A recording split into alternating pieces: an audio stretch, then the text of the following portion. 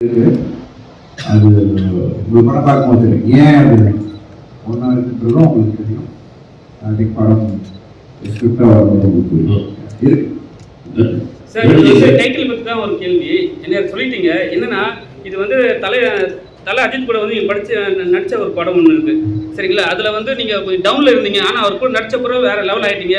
அவருக்கு எவ்வளோ fan base இருக்கோ அதே மாதிரி உங்கள் லெவலும் அதிகமாகிடுச்சு சரிங்களா. இப்போ அதனால வந்து தலைன்னு போட்டால் படம் வந்து நல்லா எடுத்துக்கும், அவர் தலை ரசிகர்லாம் வந்து நம்ம கவர் பண்ணலாம்னு சொல்லிட்டு ஒரு பிளானில் பண்ணுறீங்களா?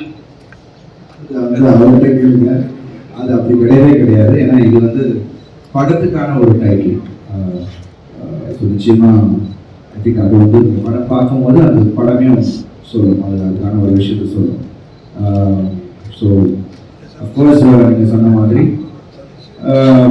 ஒரு ஸ்டேஜுக்கு அப்புறம் பல ஃபேன்ஸ் ஸ்டார்டட் லைக்கிங் மீ, என்னை வந்து விரும்ப ஆரம்பித்தாங்க, என்னை வந்து ஆதரிச்சாங்க. அவங்க மட்டும் இல்லை, எல்லா தரப்பின ஃபேன்ஸுமே என்னை வந்து சப்போர்ட் பண்ணாங்க. ஸோ அவங்க இல்லை, எல்லா ஃபேன்ஸும் இல்லைன்னா நான் இங்கே இல்லை. ஸோ இங்கே நான் இருக்கிறது எல்லாரையும் என்டர்டெயின் பண்ணுறதுக்கு, என்னால் என்ன புதுசாக ஒவ்வொரு படத்துலையும் வித்தியாசமாக பண்ண முடியும் அப்படின்றது, நான் அவங்களை எக்ஸைட் பண்ணக்கூடியதை என்னென்னால பண்ண முடியுன்றது தான் நான் பண்ணிகிட்டு இருக்கேன்.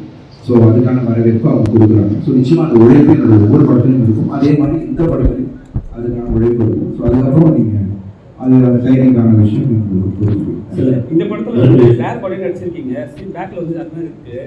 ஏன் எதனால் இந்த பேர் படையே நடிக்கணும்? ப்ளஸ் இந்த ஸ்டில்ஸ்லாம் நீங்கள் பார்த்தீங்கன்னா கிறிஸ்டின் கோயிலில் போனீங்கன்னா அதுக்கு மாதிரி ஸ்டில்ஸ் வந்து போட்டிருப்பாங்க, பேர் பாடியாக சம்திங் விஷயம்லாம் காட்டியிருப்பாங்க. ஸோ அதில் ஏதாவது குறிக்கிற மாதிரி எதாவது இருக்கா? இல்லைங்க, சார் சொன்னாங்க, திருக்குறள் சொன்ன மாதிரி ஒரு பெயிண்டிங்லேருந்து அவர் இன்ஸ்பயர் ஆனாங்க, ரோமன் பெயிண்டிங்லேருந்து அவர் வந்து இன்ஸ்பயர் ஆனாங்க. ஸோ அதை அவர் என்கிட்ட காட்டணும், சார் இந்த மாதிரியான ஒரு ரெஃபரன்ஸ் தான் என்கிட்ட காமிச்சார்.